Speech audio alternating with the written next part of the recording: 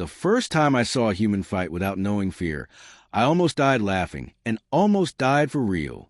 We were in orbit around Vera 9, a shattered planet that had once been the jewel of the Drahani Imperium. My mission was simple: observe. Humans were considered myths, legends told in whispers across the outer sectors.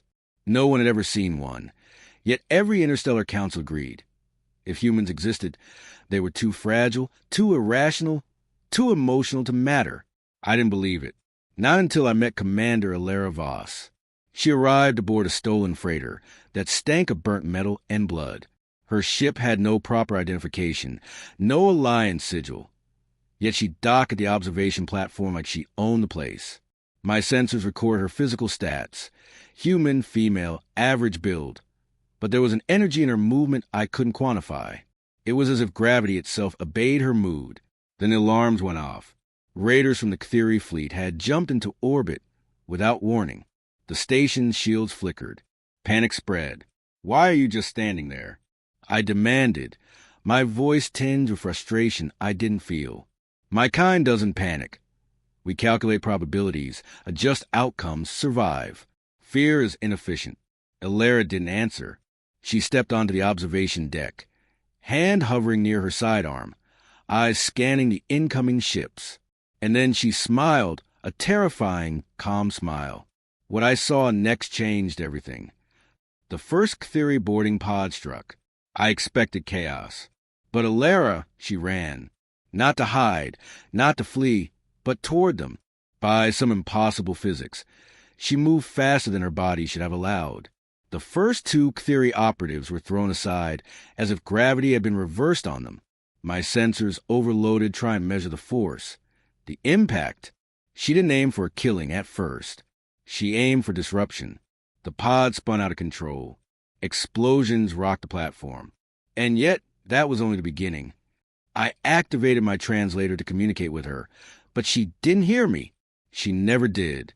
The humans had this singular focus, a willingness to walk through death, because their minds didn't compute fear the way we did. It was alien. Worse, it was contagious. The rest of us scrambled. Drahani soldiers tried to mount defenses, but wherever Alara moved, a path cleared, and yet the humans she saved rarely realized what they owed her. To her, each life was a choice, not a strategy. I finally asked her, as we huddled behind the control console, "Why do you fight this way? Why risk everything?" She didn't answer immediately. Her gaze was fixed on the viewport, where Kthiri ships converged like predators.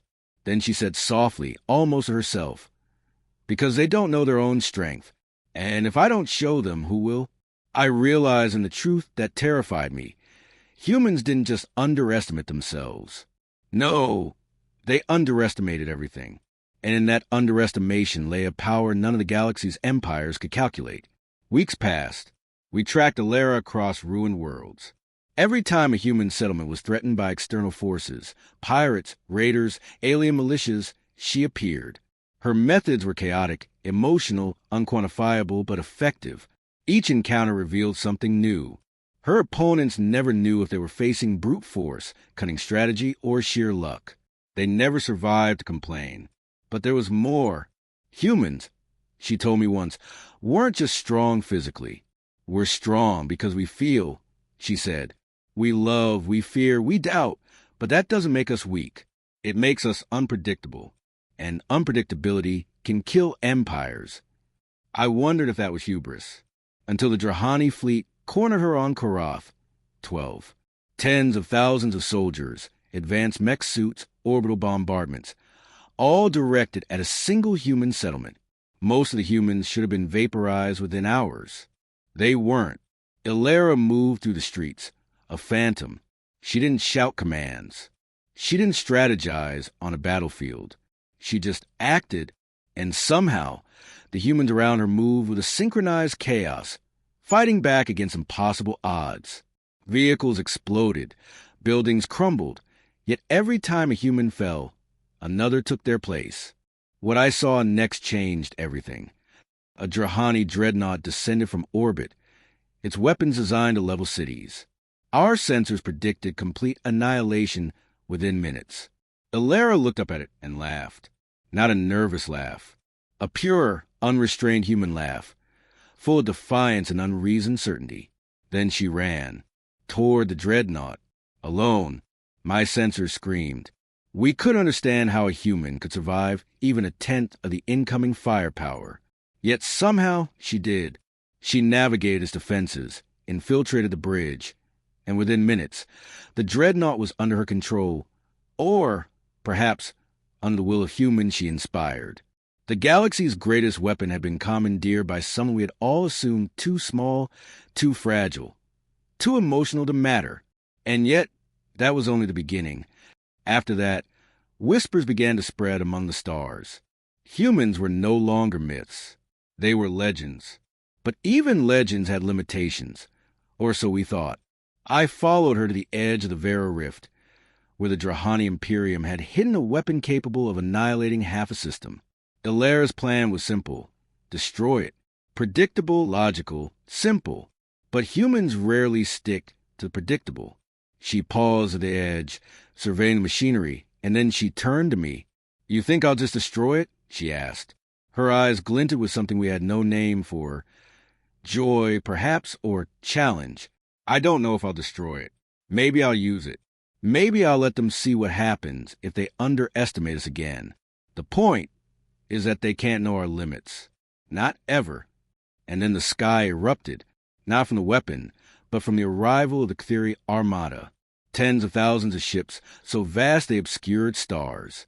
My kind had never seen humans act on such scale, such chaotic audacity. Ilara laughed again. We'll show them, won't we?